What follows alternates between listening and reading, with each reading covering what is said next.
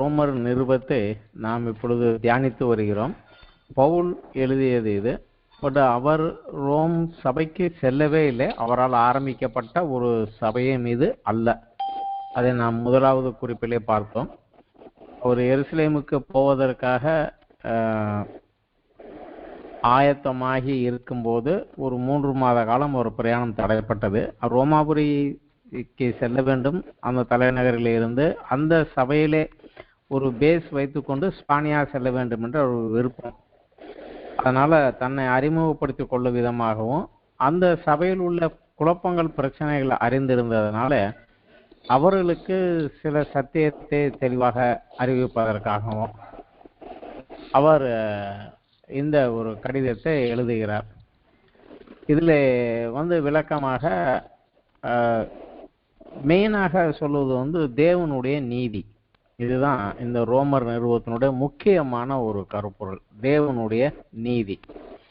அந்த நீதியை குறித்து அவர் ஒரு வழக்கறிஞர் போல விவரமாக பாயிண்டாக எடுத்து எழுதுகிறார். முதல் 2 வாரங்களில் நாம் படித்தோம் கடவுளுடைய நீதியை குறித்து. என்ன நீதி என்று எல்லாருக்கும் தேவை. ஏனென்றால் எல்லாருமே பாவிகள். நீதிமான் தான் தேவ சமூகத்தில் போக முடியும், பாவிகள் போக முடியாது. அதனால தேவ தண்டனைக்கு நாம் பிடிக்கப்பட்டவர்களா இருக்கிறோம். அதிலிருந்து வெளியே வர வேண்டும் என்றால் அந்த தேவன் விரும்புகிற நீதியை தேவனிடத்திலிருந்து தான் பெற முடியும், நம்ம கிட்ட கிடையாது. அதை விளக்குகிறார். புறஜாதியார் அவர்களுடைய குற்றம் என்ன, அதன் விளைவு என்ன. அப்புறம் யூதர்கள் சத்தியம் கையில இருக்கிறது, நியாயப்பிரமாணம் கையில இருக்கிறது. ஆனாலும் அவர்களுடைய குற்றம் என்ன, அவர்கள் செய்த தவறு என்ன, அதனால அவர்களும் குற்றவாளிகள் தான் அப்படின்னு சொல்லிட்டு யூதர் புறையினத்தார் 2 பேருமே குற்றவாளிகள் தான். இப்போ 2 பேருக்குமே கடவுளுடைய நீதி தேவை. அந்த நீதி என்ன, தேவன் அருளுகின்ற அந்த நீதி என்ன அப்படிங்கிறது தான் எழுதுகிறாரு. மிக முக்கியமான ஒரு பகுதியில் கீ பாயிண்ட் அதுதான். அத்தியாயம் 3 21-31 வரைக்கும் அது இயேசு கிறிஸ்து தான் எனக்காக நியாயப்பிரமாணத்தை முழுமையாக நிறைவேற்றி அந்த நீதியை அவர் அனுபவிக்காமல், அதன் ஆசீர்வாதங்களை அனுபவிக்காமல், ஆனால் நியாயப்பிரமாணத்தின்படி தவறு செய்தனுடைய எல்லா தண்டனைகளையும் அவர் ஏற்றுக்கொண்டு அந்த நீதியை எனக்கு கொடுத்து சென்றார். அதை அவரிடத்திலிருந்து நான் பெற்றுக்கொள்ள வேண்டும். இதுதான் அந்த தேவன் அருள்கின்ற நீதி. இந்த நீதியை எப்படி பெற்றுக்கொள்ள வேண்டும்? விசுவாசத்தினால்தான் பெற்றுக்கொள்ள முடியும். கிரியைகள் இதை எப்படி அப்படிங்கிறத விளக்கம் சொல்கிறார். ஆபிரகாமை வைத்து விளக்குகிறார். ஆபிரகாம் விசுவாசத்தினாலே தேவனுக்கு கீழ்ப்படிந்தான், அதை தேவன் நீதியாக எண்ணினார் அப்படின்னு சொல்லி ஆபிரகாமை வைத்து விருத்தசேதனமின்றி ஆபிரகாம் நீதிமானாக்கப்பட்டான். ஏன்னா நியாயப்பிரமாணத்துக்கு அப்பாற்பட்டது அவனுடைய நீதி. என்றால் ஆபிரகாம் காலத்துல நியாயப்பிரமாணம் கிடையாது, மோசேக்கெல்லாம் அப்புறம் தான் நியாயப்பிரமாணம் வந்தது. அதனால ஆபிரகாம் நீதி விசுவாசத்தினாலே உண்டானது. நமக்கும் அந்த விசுவாசம் வேணும் அப்படிங்கிறாரு. அந்த நீதியினுடைய பலன்கள் என்ன? தேவனுடைய சமாதானம், பாடுகளின் மத்தியிலே மகிழ்ச்சி, தேவனுடைய கோபத்திலிருந்து வெளிப்பாடு. அப்படியே ஒரு காரணம் சொல்லிட்டு மிக முக்கியமான ஒரு பாயிண்ட்டுக்கு வருகிறார். 6வது அத்தியாயத்திலிருந்து 8வது அத்தியாயம் வரைக்கும் அவர் விளக்கமா சொல்லுகிறாரு. நாம் நீதிமானாக ஆக்கப்பட்டு விட்டோம், ஆனால் நாம் சுத்திகரிக்கப்பட வேண்டும் பழையவற்றிலிருந்து. நம்முடைய தீம் வேர்டு அதுதான். ஒருவன் கிறிஸ்துவுக்குள் இருந்தால் புது சிருஷ்டியா இருக்கிறான், பழையவைகள் ஒளிந்து போயின, எல்லாம் புதிதாயின. அந்த பழசை ஒழிச்சுட்டு புதுசை கொண்டுட்டு வரணும். அது முடியல. அது முடியணுங்கிறதுக்காகவே தேவன் ஒரு காரியம் கொடுக்கிறார். அது என்ன அப்படிங்கிறாரு. எப்ப நான் தேவ சமூகத்துல கிறிஸ்துவை ஏற்றுக்கொண்டு நீதிமான் ஆகிவிட்டோனோ, கொள்கை அளவில் அசல்லா சட்டப்படி நான் பழைய பாவத்துக்கு செத்து போனவன். அதனால ஒரு குற்றத்துக்கு ஒரு தண்டனை தான், 2 தண்டனை கொடுக்க முடியாது. ஏற்கனவே செத்து போயிட்டான், திருப்பி எனக்கு கொடுக்க முடியாது. அதனால ரெக்கார்ட் பிரமாணம் நான் செத்து போனவன். ஆனா பிராக்டிக்கலா நான் எப்படி என் பாவத்துக்கு சாவது அப்படிங்கிறத 6வது அத்தியாயத்தில் எழுதுகிறாரு. 7வது அத்தியாயம் முழுக்க முழுக்க யூதர்களுக்கு. நீங்க நியாயப்பிரமாணத்திற்கு இறந்து நியாயப்பிரமாணத்துக்கு செத்து போய் கடவுளுக்கு உயிரோடு வாழணும். ஏன்னா நியாயப்பிரமாணம் நீ உயிரோடு இருக்க வரைக்கும் தான் உன்னை கவனம் பண்ணும். நீ நியாயப்பிரமாணத்துக்காக செத்து போயிரு, கடவுளுக்காக உயிரோடு இரு அப்படிங்கிறாரு. அடுத்ததாக நியாயப்பிரமாணம் உன்னை பாவத்திலிருந்து விடுவிக்க முடியாது. இதுதான் செய்யுது செய்யாதுன்னு சொல்ல முடிய உன் சுபாவம், உன் இயல்புகள், உன்னுடைய பாவ சுபாவங்கள்ல இருந்து அது ஒண்ணு விடுவிக்க முடியாது. அது முடியாததுனால தான் குற்ற நிவாரண பலி, பாவ நிவாரண பலி எல்லாம் உனக்கு வெளிவருவதற்கு ஒரு சந்தர்ப்பமாக கொடுக்கப்பட்டது. இது பிற்காலத்தில் கிறிஸ்துவை முன் அடையாளமாக கொடுக்கப்பட்டு வந்தது. அதை சொல்லுகிறார். அப்புறம் முக்கியமானது 8வது சாப்டர் தான், சுத்திகரிப்பு. நம்மை சுத்திகரிப்பதற்காக தேவன் கொடுத்த மிகப்பெரிய ஒரு கிஃப்ட் பரிசுத்த ஆவி. ஆவியானவர் என்னுடைய பழைய மனுஷனுடைய சுபாவத்தில் இருந்து என்னை விடுவிக்கிறார். அந்த பழைய மனிதனை மேற்கொண்டு உள்ளான மனிதன் வளர்வதற்கு எனக்கு உதவுகிறார், பலன் கொடுக்கிறார், என்னை வெளியே கொண்டு வருகிறார். அது மாத்திரமல்ல, அவரு நான் உலக பிரகாரமான ஒரு தகப்பனுடைய பிள்ளை இல்ல, வானத்தை பூமியை படைத்த தேவனுடைய பிள்ளையாக, ஏன்னா கிறிஸ்துவனுடைய ஜீவனை நான் பெற்றுக்கொண்டாலும் அவர் பிள்ளை ஆயிட்டேன் நான் அப்படிங்கிற அந்த புத்திர ஸ்வீகாரத்தை, வாரிசு உரிமையை நமக்கு அறிவிக்கிறார். எதிர்காலத்துல நான் சுத்திகரிக்கப்பட்டு மகிமை அடையும் போது எனக்கு இருக்கக்கூடிய மகிமை என்ன அப்படிங்கிறத ஒரு உறுதி செய்கிறார். அடுத்ததாக ஆவியானவர் ஃபைனல் விக்டரி, உனக்கு தான் வெற்றி, அதனால நீ தொடர்ந்து போ, கஷ்டங்கள் பாடுகள் வந்தாலும் கூட கடவுள் இருக்கிறார், தொடர்ந்து போ. இதை உறுதி அளிக்கிறார். 8வது அத்தியாயத்தில் முழுக்க முழுக்க அதை சொல்கிறார். இப்பொழுது கடவுளுடைய நீதியை நிரூபிக்கிறார். இந்த மேல சொன்ன காரியங்கள் எல்லாம் நிரூபிக்கிறார். இதை நிரூபிக்கிறதுக்கு அவர் ஒரு உதாரணமாக எடுத்துக்கொண்டது இஸ்ரவேலர்களை. இதுதான் 9லிருந்து 11வது அத்தியாயம் வரைக்கும் நம்ம பார்க்க இருக்கிறது. இதுல கடவுளுடைய நீதியை அவர் நிரூபிக்கிறார். எப்படி நிரூபிக்கிறார் அப்படின்னா, அவர்களுக்கும் நம்ம அழைத்தது போலவே இஸ்ரவேலரின் தேவன் அழைத்தார். ஆனா அந்த அழைப்பில் அவங்க நிலைத்திராததினாலே அவர்கள் நிராகரிக்கப்பட்டு போனார்கள். தற்காலத்துல அவர்களுடைய கடந்த காலம் தேவன் அழைப்பு அவர்கள் விசுவாசத்தால் ஏற்றுக்கொண்டு வந்தது. இது ஒன்று. அடுத்ததாக 2வது, இன்றைக்கு இப்போதைக்கு உள்ள அந்த எழுதின காலத்திலும் இன்றைக்கு வரைக்கும் இருக்கக்கூடிய ஒரு நிலைமை என்னவென்றால், இஸ்ரவேலரை தேவன் கொஞ்சம் தள்ளி நிராகரித்து வைத்திருக்கிறார். அவர்களுக்கு முழுமையான ஒரு பலனையோ ஒரு வல்லமையோ அதிகாரத்தையோ கொடுக்கவில்லை, கொஞ்சம் தள்ளி வச்சிருக்காரு. ஏன் காரணம், அதுக்கு காரணம் என்ன, அவர்களுடைய தவறு என்ன அப்படிங்கறத சொல்லுகிறாரு. ஆனா இது ஃபைனல் இல்லை அப்படிங்கிறத 11வது அத்தியாயத்துல எழுதுகிறார். ஏனென்றால் அன்றைக்கு ரோம சபையில் இருந்த குழப்பம் அதுதான். அந்த இஸ்ரவேலர்லாம் ஆண்டவர் ரிஜெக்ட் பண்ணிட்டாரு, நாங்க தான் ஆவிக்குரிய இஸ்ரவேலர்கள். இன்றைக்கு கூட பல சபைகளில் இந்த மாதிரி ஒரு டீச்சிங்ஸ் இருக்குது. முஸ்லிம்கள் முழுக்க முழுக்க இதைத்தான் சொல்றாங்க, நாங்களும் ஆபிரகாம் சந்ததி தான், ஆனா யூதர்கள் அவரை நிராகரித்ததுனால தேவன் அவங்களை கையை கழுவிட்டாரு, இனிமே நாங்க தான், அவங்களுக்கு கிடையாதுங்கிறாங்க. ஒரு சில பெந்தெகோஸ்தே சபைகளிலும் ஒரு சில சபைகளிலும் இந்த மாதிரி ஒரு கண்ணோட்டம் இருக்குது. ஒரு சில இதை குறித்து இல்லாம இருக்காங்க. ஆனா இதுல அவர் சொல்லுவது என்னவென்றால், அப்பேற்பட்ட சந்ததியே என்ன தப்பு பண்ணி தள்ளுபடி ஆகி போனாங்க, தயவு செய்து நீ அதை பண்ணிடாத, அதை நமக்கு ஒரு எச்சரிப்பாக கொடுக்கிறார். இப்போ இது 9வது அத்தியாயத்தில் நம்ம பார்த்தோம்னா 1வது அத்தியாய வசனத்துல இருந்து 5வது அத்தியாயம் வரைக்கும் பவுல் தன்னுடைய வருத்தத்தை தெரிவிக்கிறார். ஏனென்றால் புறஜாதிகள் நம்ம போய் சொல்றேன், எல்லாரும் ஆண்டவர் எதிர்த்து வராங்க, ஆனா இஸ்ரவேலர் அவங்கள விட்டுட்டு போயிட்டாங்களே, அவங்க உள்ள வரலையேங்கிற தன்னுடைய மன வருத்தத்தை அவர் சொல்லுகிறார். அது 1லிருந்து 5வது வசனம் வரைக்கும், எனக்கு துக்கமும் இடைவிடாத வேதனை உண்டாயிருக்கிறது, நான் சொல்வது பொய்யல்ல, கிறிஸ்துவுக்குள் உண்மையை சொல்கிறேன், பரிசுத்த ஆவிக்குள் என் மனச்சாட்சியும் எனக்கு சாட்சியா இருக்குது. மாம்சத்தின்படி நீ இனத்தாராகிய என் சகோதரருக்கு பதிலாக நானே கிறிஸ்துவை விட்டு சபிக்கப்பட்டவனாக வேண்டும் என்று விரும்புவேனே. இதே போல ஏற்கனவே சொன்னவர் மோசே, நீ அவங்கள மன்னியும், இல்லைன்னா ஏன் பேர ஜீவ பூசன்னு கிறுக்கி போடணும்னு சொன்னார். அதே போல அந்த தன்னுடைய ஜனங்களுக்குரிய ஒரு பாரத்தோட இங்க பவுலும் சொல்லுகிறார். ஆனா அவர் என்ன சொல்லுகிறாரு, அவங்க யார், இஸ்ரவேலர், புத்திர ஸ்வீகாரம் அவங்களுடையது, மகிமை அவங்களுடையது, உடன்படிக்கை அக்ரிமெண்ட், மோசேயின் மூலமாக ஒரு அக்ரிமெண்ட், இந்த மூலமா அக்ரிமெண்ட் கொடுத்து ஆபிரகாம் மூலமாக ஒரு அக்ரிமெண்ட்டுக்குள்ளாக இருக்கிறாங்க தேவனோட. அந்த அக்ரிமெண்ட்டுக்குரிய நடத்துறக்கூடிய நியாயப்பிரமாணம் அவங்க கையில் கொடுத்துருக்குறாங்க. தேவனை ஆராதிக்கக்கூடிய ஆராதனையும் அவங்களுக்கு தான் இருக்குது. தேவன் அவங்களுக்குன்னு கொடுத்த விசேஷமான வாக்கு தத்துவங்களும் இருக்குது. ஆனாலும் அதை விட விசேஷம், கிறிஸ்துவே அவங்களுக்குள்ளதான் பிறந்து வளர்ந்தாரு. அப்படி இருந்தும் அவங்க அதை விட்டுட்டாங்களே அப்படிங்கிற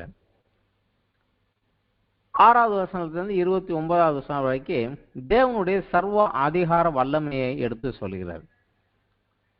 ஏன்னா தேவன் நம்முடைய கணக்குக்கு அப்பாற்பட்டவர்.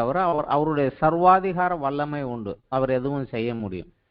அதுல என்ன சொல்லிடுறாரு அவரு, எல்லாரும் ஆபிரகாமின் சந்ததி தான், ஆனா எல்லாரும் பிள்ளைகள் அல்ல.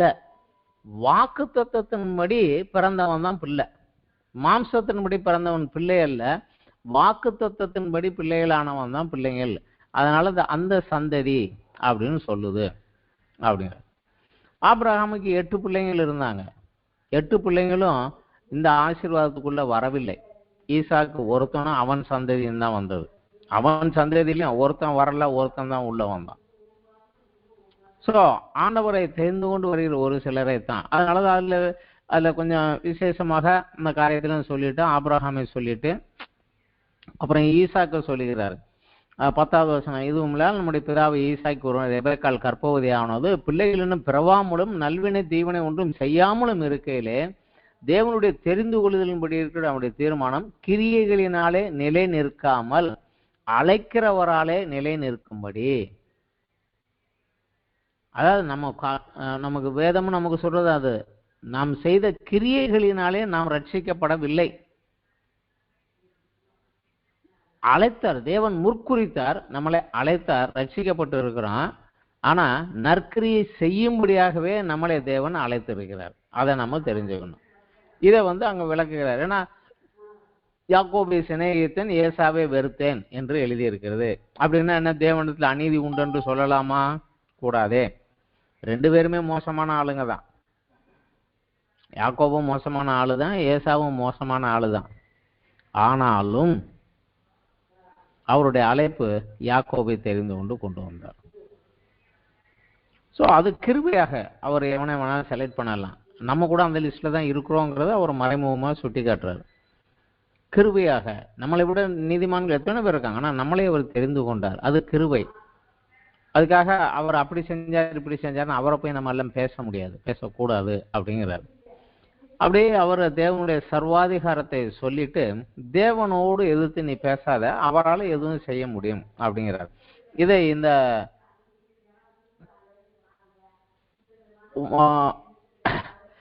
6வது வசனத்திலிருந்து 29வது வசனம் வரைக்கும் அந்த அதிகாரம் முடிய இதைத்தான் அவரு சொல்றாரு. அவர் சொல்லிட்டு அடுத்தபடியாக இஸ்ரவேலுடைய நிகழ்காலம் இப்படி, இன்றைக்கு அவளுடைய நிலைமை எப்படி இருக்குங்கிறத 9வது அத்தியாயம் 30வது வசனத்துல ஆரம்பித்து 10வது வசனம் 21வது வசனம் வரைக்கும் அவர் விளக்கி சொல்லுகிறார். இதுல இன்றைக்கு அவர்களுடைய தேவன் அவர்களே ஒதுக்கி தள்ளி இருக்கிறார். காரணம் என்ன அப்படின்னா 9ல் 30வது வசனம் சொல்றார், இப்படி இருக்க நாம் என்ன சொல்லுவோம், நீதியை தேடாத புறஜாதியார் நீதியை அடைந்தார்கள், அது விசுவாசத்தினால் ஆகும் நீதி. நியாயப்பிரமாணத்தை தேடின இஸ்ரவேலரோ நீதி பிரமாணத்தை அடையவில்லை, ஏனென்றால் அவர்கள் விசுவாசத்தினாலே தேடாமல் நியாயப்பிரமாணத்தின் கிரியைகளினாலே தேடினபடியால் அதை அடையவில்லை. ஸோ அவங்களுடைய தப்பு என்னன்னா, கிரியைகளினாலே நீதிமான் ஆகி தேவனுடைய ஆசீர்வாதத்திற்கு நான் தகுதி உள்ளவனாகணும் அவங்க முயற்சி பண்ணாங்க, முடியலையே அவங்களால அப்படிங்கிறார். அடுத்தபடியாக 10வது வசனம் 1லிருந்து 15வது வசனம் வரைக்கும் அவர்களால் முடியவில்லை என்பதற்காக தேவன் கிறிஸ்துவை அனுப்பினார், அவரையும் அவங்க ரிஜெக்ட் பண்ணிட்டாங்க. அதைத்தான் 10வது அத்தியாயம் 1லிருந்து 15 வரைக்கும் அவர் 15வது வசனம் வரைக்கும் அதைத்தான் அவர் சொல்லுகிறார். அவர் சகோதரரே, இஸ்ரவேலர் ரட்சிக்கப்பட வேண்டும் என்பது என் இதயத்தின் விருப்பமும் நான் தேவனை நோக்கி செய்யும் விண்ணப்பமாய் இருக்கிறது. தேவனை பற்றி அவர்களுக்கு வைராக்கியம் உண்டு என்று அவர்களை குறித்து சாட்சி சொல்கிறேன். ஆகிலும் அது அறிவுக்கேற்ற வைராக்கியம் அல்ல. எப்படி எனில் அவர்கள் தேவன் நீதியை அறியாமல் தங்கள் சுய நீதியை நிலைநிறுத்த தேடுகிறபடியால் தேவனுக்கு கீழ்ப்படியாது இருக்கிறார்கள். விசுவாசிக்கிற எவனுக்கும் நீதி உண்டாகும், கிறிஸ்து நியாயப்பிரமாணத்தின் முடிவாக இருக்கிறார் அப்படின்னு சொல்லிட்டு மோசே நியாயப்பிரமாணத்தினால நீதியை குறித்து இவைகளை செய்கிற மனிதன் இவைகளாலே பிழைப்பான் என்று எழுதியிருக்கிறார். இந்த நியாயப்பிரமாணம் செஞ்சு இதனால பிழைப்ப அப்படிதான் சொல்லியிருக்காரு ஒழிய அவனுக்கு பரலோகத்தின் எந்தவித ஆசீர்வாதமும் கிடையாது. ஆனா விசுவாசத்தினாலாகும் நீதி என்ன அப்படிங்கிறார். இதுல சொல்லுகிறாரு, கிறிஸ்துவை இறங்கி வரப்பண்ணும்படி பரலோகத்துக்கு ஏறுகிறவன் யார், கிறிஸ்துவை மரித்தோரிலிருந்து ஏறி வரப்பண்ணும்படி பாதாளத்துக்கு இறங்குவர் யார் உன் உள்ளத்தில் சொல்லாதிருப்பாயாக என்று சொல்லுகிறதமன்றி. அதாவது எனக்கு ஆதாமுடைய சந்ததி செய்த பாவத்திற்கு ஆதாமை விட ஈக்குவலாக, அதை விட சிறந்ததாக ஒரு பலியை கொடுத்து தான் என்னை மீட்டுக்கொள்ள முடியும். ஒரு உதாரணத்துக்கு, நான் 5 லட்சம் பேங்க்ல கடன் வாங்கியிருந்தாரு, எங்க அப்பா கட்டலை, வட்டியோட இன்ட்ரெஸ்டோட சேர்ந்துக்கிட்டே போகுது. நான் இன்னைக்கு ஒரு பிள்ளை, நான் அந்த கடனை அடைச்சிட்டு நான் வெளியே வர வேண்டும் என்றால் அந்த கடனையும் வட்டியையும் சேர்த்து இன்னொருத்தர் வந்து அடைக்கணும். அதை அடைக்கிறதுக்கு இதை விட ஆதாம் தேவனால சிருஷ்டிக்கப்பட்ட மனிதன். ஸோ அவன் சந்ததி அவன் செஞ்ச தப்புக்கு கொடுக்கணுமோ அதை விட பெருசா ஒன்று பரலோகத்துல இருந்து தான் வரணும், வேற எங்கே இருந்து முடியாது.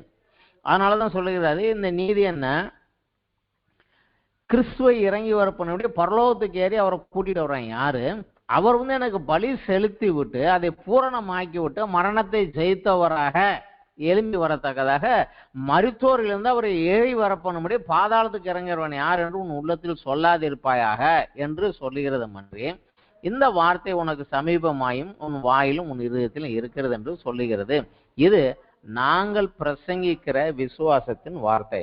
இந்த ஒரு வசனம் எங்க வருதுன்னா, உபாகமத்துல கடைசியாக 30வது அத்தியாயத்துல மோசே தன்னுடைய கடைசியாக தேவன் ஜனங்களோடு பண்ணின அந்த பாலஸ்தீன உடன்படிக்கையெல்லாம் சொல்லி முடித்து விட்டு, இந்த வாரம் இந்த நியாயப்பிரமாணத்தை இது எல்லாத்தையும் கையில கொடுத்துட்டோம்ப்பா, இந்த தேவனுடைய நீதியை நிறைவேற்றி தேவ சமூகத்துல போய் சேர்றதுக்காக வானத்துல போய் எனக்கு அதை வாங்கிட்டு வர்றவன் யாருன்னு கேட்காத, இல்ல சமுத்திரத்தை தாண்டி கடலை தாண்டி போய் இதை எடுத்துட்டு வர்றவன் யாருன்னு கேட்காத, இந்தா உன் கையிலேயே இருக்குது அப்படின்னு அங்க சொன்னாரு. அதே இதை இங்க பவுல் வந்து மேற்கோள் காட்டுகிறார்.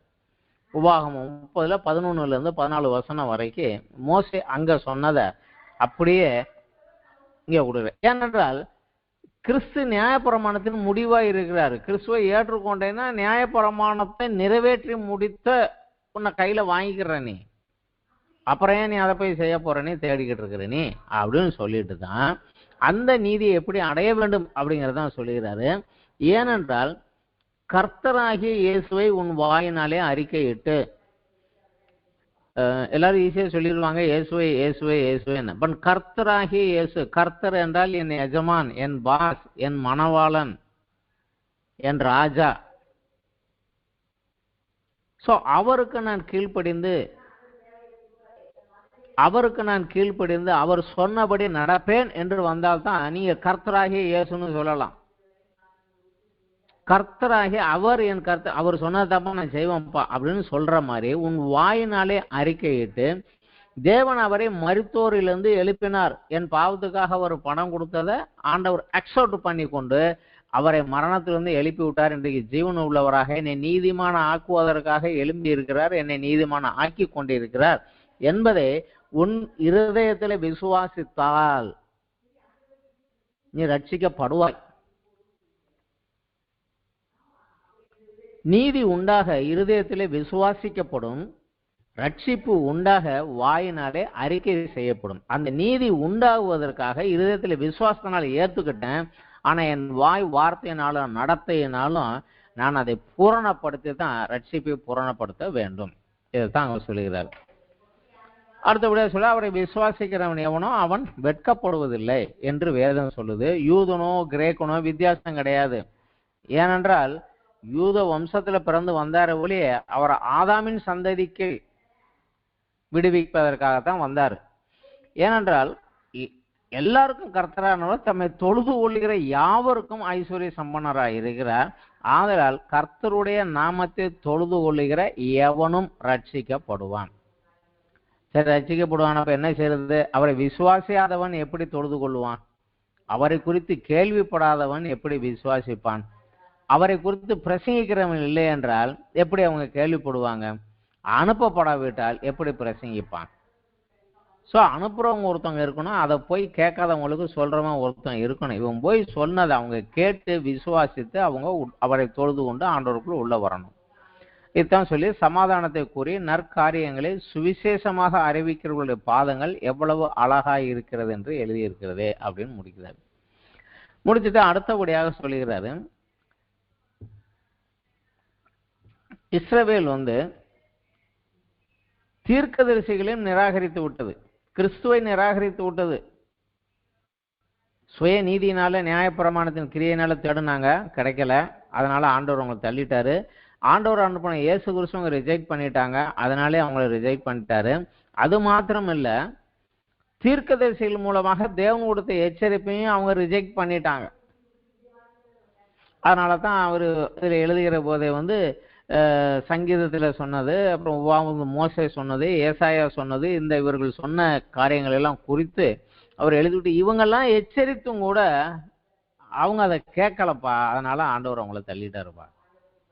அதனால தான் இன்றைக்கு தள்ளுபடி ஆகி போயிருக்கிறாங்க அப்படிங்கிறத 11வது வசனத்தில் 10வது அத்தியாயம் முடிய அவளுடைய தற்கால நிலைமை என்ன, அதுக்கு அவங்க செய்த தவறு என்ன, நம்மளும் அதை நன்றாக தெரிந்து கொண்டோம். வசனத்தை வாசிக்காம தியானிக்காம ஊழியர்களுக்கு கீழ்ப்படியாம நம்மளா ஒரு போக்கில் போனோம்னா கொஞ்சம் சிக்கல் தான்.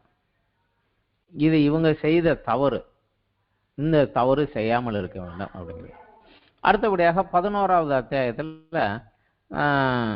இஸ்ரவேலருடைய இப்பொழுது ஆண்டவர் ரிஜெக்ட் பண்ணி வச்சிருக்கிறது ஃபைனல் கிடையாது. அவங்கள திருப்பி நான் ரீகன்ஸ்ட்ரக்ட் பண்ணுவேன், அவங்கள திருப்பி நான் எழுப்புவேன் அப்படிங்கிறாரு. ஏன்னா அவங்களுக்கு ஏற்கனவே வாக்குத்தத்தம் கொடுத்துருக்கிறாரு, நான் அதை நிறைவேற்ற வேண்டும் அப்படிங்கிறதுக்காக. இதை 11வது அத்தியாயம் முழுக்க அந்த ஒரு சப்ஜெக்டை தான் டீல் பண்றாரு. அதுல 1லேருந்து 10வது வசனம் வரைக்கும் இஸ்ரவேல் நிராகரித்தார். இஸ்ரவேல் தேசத்தில் உள்ள எல்லாரையும் ஒட்டுமொத்தமா நிராகரித்து விட்டார் என்று சொல்ல முடியாது. அதுலயும் கொஞ்சம் பேரை தெரிந்து வைத்திருக்கிறாங்க. அது எப்படி அப்படிங்கிறதுக்கு முதல்ல தன்னை உதாரணமா சொல்றாரு. 11:1 இப்படி இருக்க தேவன் தம்முடைய ஜனங்களை தள்ளிவிட்டாரோ என்று கேட்கிறேன். தள்ளிவிடவில்லை, ஏன்னா நானும் ஆபிரகாமின் சந்ததியிலும் பென்யமீன் கோத்திரத்திலும் பிறந்த இஸ்ரவேலன், என்ன தெரிஞ்சிருக்கிறாருல்ல அப்படிங்கிறார். அதுக்கப்புறம் எலியா கிட்ட சொல்றாரு, எலியாவை உதாரணமா காமிக்கிறார். வேதம் அவனை குறித்து சொல்லி கேட்கலையா, உம்முடைய தீர்க்கதரிசி எல்லாத்தையும் கொலை செஞ்சு பலிபீடத்தை இடிச்சு போட்டாங்கய்யா, நான் ஒருத்தன் தாயா இருக்கிறேன், என்னையே கொலை செய்ய தேடுறாங்கய்யான்னு அவன் இஸ்ரவேலுக்கு விரோதமாக விண்ணப்பம் பண்ணனா, அப்போ தேவன் அவனுக்கு என்ன சொன்னது, பாகாலுக்கு முன்னாக முழங்கால் புரியிடாத 7000 பேரை எனக்காக மீதமாக வைத்திருக்கிறேன். அவங்க பேர் புகழ் இல்லாம சாதாரணமான ஆளுங்களா இருந்தாங்க, தெரியல, ஆனா எனக்குன்னு ஒரு 7000 பேர் உள்ள இருக்கிறாங்கப்பா, நீ ஒருத்தன் தான் இருக்கேன்னு நினைக்கிறதா அப்படின்னாரு. அது எப்படி இருக்கும், கிரியையினால இல்ல கிருபையினால அந்த ஜனங்கள் தேர்ந்தெடுக்கப்பட்டவர்களாக இருந்தாங்க. சோ இந்த ஒரு காரியத்தை அவர் அதுல விளக்கி சொல்லி, அவங்க இன்னும் சரியாக மனம் கடினப்பட்டு இருக்கிறதுனால அவங்க ரிஜெக்ட் ஆகி போய் நிக்கிறாங்க அப்படிங்கிறாங்க. ஆனா அந்த இஸ்ரவேலுடைய நிராகரிப்பு ஃபைனல் கிடையாது அப்படிங்கறத சொல்லிட்டு, அவங்கள இப்ப நிராகரிக்கப்பட்டிருக்கனுடைய நோக்கம் என்ன, தேவன் ஏன் இப்படி எல்லாம் செய்வாங்கன்னு தெரிஞ்சு ஏன் விட்டாரு அப்படிங்கிறது காரணம் என்ன அப்படிங்கிறாரு. 11வது வசனத்திலிருந்து 24வது வசனம் வரைக்கும் அதை சொல்லுகிறார். அவன் ரிஜெக்ட் ஆனதுனாலதான்ப்பா அந்த ஆசீர்வாதம் உனக்கு கிடைச்சது அப்படிங்கிறார். இயேசு கிறிஸ்து சொன்னார், ஒருத்தன் திராட்சை தோட்டம் கட்டுனா குத்தகைக்கு விட்டுட்டு போனா அவங்க பலன் கொடுக்கல, கேட்ட போது கொலை செஞ்சான், கடைசியா மவனை அனுப்புனா, அவனையும் கொண்டுட்டாங்க. அப்போ அந்த ஓனர் என்ன செய்வாருன்னு கேட்டாரு. அப்போ ஆசாரியர்கள் பிரதான வேத பாரகர்கள் எல்லாரும் சேர்ந்து சொன்னாங்க, அவர்களை கொடுமையாக தண்டித்து அழித்து விட்டு ஏற்ற காலத்துல தனக்கு பலன் கொடுக்கக்கூடிய வேறொரு இடத்துல கொடுப்பானாரு. இதேதான் உங்களிடத்திலிருந்து பரலோக ராஜ்யம் கனி கொடுக்கிறவர்களுக்கு கொடுக்கப்படும், உங்க கையில இருந்து எடுக்கப்படும் அப்படின்னு சொல்லி நீங்களே சொன்ன வார்த்தையின்படி கொடுக்கப்படும் அப்படின்னு சொல்லி சொன்னார் அவர். அதைத்தான் இங்க சொல்லுகிறாரு, அவர்கள் தவறுனால அந்த ஆசீர்வாதம் உங்க கைக்கு வந்து போச்சு, அதனால நீங்க அது மேல படாதீங்க. ஆனா அந்த முதற் பலனில் இருந்துதான், அந்த வேரில் இருந்துதான், அந்த மரத்தில் இருந்துதான் உங்களுக்கு வருகிறது அப்படிங்கிறத எடுத்துவிட்டு ஒரு உதாரணமாக சொல்லுகிறார். 16வது வசனத்துல இருந்து 15ல இருந்து, அவர்களை தள்ளி விடுதல் உலகத்தை ஒப்புரவாக்குதலாக இருக்கையில அவர்களை அங்கீகரித்து கொண்டா எப்படி இருக்கும், மரித்தோரிலிருந்து ஜீவன் உண்டானது போல இருக்கும் அல்லவா அப்படின்ட்டு, முதற் பலனாகிய மாவானது பரிசுத்தமாயிருந்தால் பிசைந்த மா முழுவதும் பரிசுத்தமாயிருக்கும், வேர் பரிசுத்தமாயிருந்தால் கிளைகளும் பரிசுத்தமாய் இருக்கும். சில கிளைகள் முறித்து போடப்பட்டிருக்க காட்டு ஒலிவ மரமாகி நீ அவைகள் இருந்த இடத்தில் ஒட்ட வைக்கப்பட்டு ஒலிவ மரத்தின் வேருக்கும் சாரத்துக்கும் உடன் பங்காளியா இருந்தாயானால், ஆபிரகாமுக்கு ஆண்டவர் கொடுத்த ஆசீர்வாதத்துல தான் நம்ம இன்னைக்கு பங்காளியாக உள்ள வரோம். ஸோ நீ அதை மறந்துடாத அப்படிங்கிறாரு. நீ அந்த கிளைகளுக்கு விரோதமாக பெருமை பாராட்டாதே. பெருமை பாராட்டுவாயானால் நீ வேரை சுமக்காமல் வேறு உன்னை சுமக்கிறது என்று நினைத்துக்கொள். அவங்க அவிசுவாசமா இருந்ததுனால கிளையை முறிச்சு போட்டாரு. நீ உன் விசுவாசத்துக்கு யோக்கியமா நடக்கலைன்னா உன்னையும் முறிச்சு போட்டுருவாரு, ஜாக்கிரதை ஆகிரு அப்படிங்கிறாரு. அன்று ரோம சபையில இருந்தது புறையினத்தாரோட எண்ணிக்கை கூடி போச்சு, யூதர்களுடைய நம்பிக்கை குறையா இருந்தது. அந்த 2 பகுதியாக பிரிஞ்சு அவன் அப்படித்தானா இப்படித்தானா 2 பேருக்கும் சண்டை நடந்துகிட்டே இருந்தது. ஸோ இதை ஒப்புரவாக்குவதற்காக நீ அவனை விட நான் தான் பெஸ்ட் நீ சொல்லாத, நீ உன்னை விட நான் தான் பெஸ்ட் நீ சொல்லாதங்கிறக்க 2 பேரும் காம்ப்ரமைஸ் பண்ணி இதில் கொண்டு வந்து கொடுக்குறாரு. அதுல அவங்க ரிஜெக்ட் ஆனது நோக்கமே அவங்களுக்கு கிடைக்க வேண்டிய ஆசீர்வாதம் உனக்கு கிடைக்கிற ஒரு வழி கிடக்கிறது தான் அப்படிங்கிறாரு. அப்புறம் 25வது வசனத்துல இருந்து 32வது வசனம் வரைக்கும் அவங்களுக்கு என்ன சொல்றாரு, அவர்களுக்கு ஒரு வாக்கு கொடுத்திருக்கிறாரு. அது என்னன்னு சொல்றாரு. மேலும் சகோதரரே, நீங்கள் உங்களையே புத்திமான்கள் என்று எண்ணாதபடிக்கு ஒரு ரகசியத்தை நீங்கள் அறிய வேண்டும் என்று இருக்கிறேன். அது என்னவெனில், புறஜாதியாருடைய நிறைவு உண்டாகும் வரைக்கும் இஸ்ரவேலரிலே ஒரு பங்கு கடின மனது உண்டாய் இருக்கும். இந்த பிரகாரம் இஸ்ரவேலர் எல்லாரும் ரட்சிக்கப்படுகிறார்கள். மீட்கிறவர் சியோனிலிருந்து வந்த அவபக்தியை யாக்கோபை விட்டு விலக்குவார் என்றும், நான் அவர்கள் பாவங்களை நீக்கும் போது இதுவே நான் அவருடைய செய்யும் உடன்படிக்கை என்றும் எழுதி இருக்கிறது. ஏசாயா 27 இந்த ஒரு வாக்குத்தத்தம் அந்த காலத்திலே கொடுத்திருக்கிறார். நான் வருவேன். ஏசாயா 66 ஒரு வசனம் உண்டு. ஒரு தேசம் ஒருமிக்கு பிறக்குமோ, ஒரே நாளில் ஒரு தேசம் பிறக்குமோ, பெறச் செய்கிறவராகி நான் பெறச் செய்யாமல் இருப்பேனோ அப்படிங்கிறாரு. ஒரு தேசம் ஒரே நாளில் கன்வெர்ட் ஆகி ஆண்டவர் ஏற்றுக்கொண்டு ரசிக்கப்பட்டு வரும். அது வேற ஒரு தேசம் கிடையாது, இஸ்ரவேல் தேசம் தான். அது என்னைக்கு வருவார்னு அவர்கிட்ட தான் இருக்கு. ஆனா என்னைக்கு வருவார்னா, இந்த முழு உலகத்தில் உள்ள மற்ற ஜனங்களுக்குள்ள தேவன் முன்குறித்த ஜனங்கள் எல்லாம் வந்து அந்த எண்ணிக்கை முழுமையாகிற போதுதான் அவர் அங்க வருவார். அதனாலதான் உலகத்தின் கடைசி வரைக்கும் சுவிசேஷத்தை சொல்லுங்க அப்படின்னாரு. இந்த முழு உலகம் சுவிசேஷம் பிரசங்கிக்கப்படும், அப்பதான் முடிவு வரும்னாரு. சோ அந்த காரியத்துலதான் இவருங்க சொல்லுகிறார். அதை குறித்து விட்டு அடுத்ததாக சொல்கிறார் 29வது வசனத்துல, தேவனுடைய கிருபை வரங்களும் அவர்களை அழைத்த அழைப்பும் மாறாதவையே. இன்னைக்கு இருக்கிற இஸ்ரவேலருக்காக இந்த ஆசீர்வாதத்தை ஆண்டவர் சொல்லல. இவர்கள் முற்பிதாவாகிய ஆபிரகாமுக்கும் ஈசாக்குக்கும் யாக்கோபுக்கும் பின்னாலே வந்த தாவீதுக்கும் கொடுத்த பிராமிஸ், அதைத்தான் இவங்க பின் சந்ததி அனுபவிக்கிறாங்க. ஸோ இவங்களுக்காக கிடையாது, அவங்களுக்காக கொடுத்தது. அதனால அதை ஆண்டவர் அவங்களுக்கு வாக்கு கொடுத்ததை அவங்க பின் சந்ததிக்கு கண்டிப்பா நிறைவேற்றியே முடிப்பாரு. அதனால இதை பத்தி நீ ஒன்றும் யோசிக்காதீங்க. ஆனா அவங்களுக்கு ஒரு நாள் இருக்குது, அன்னைக்கு வருவாங்க. அது வரைக்கும் அவங்கள கொஞ்சம் பேர் வருவாங்க அப்படிங்கிறார்.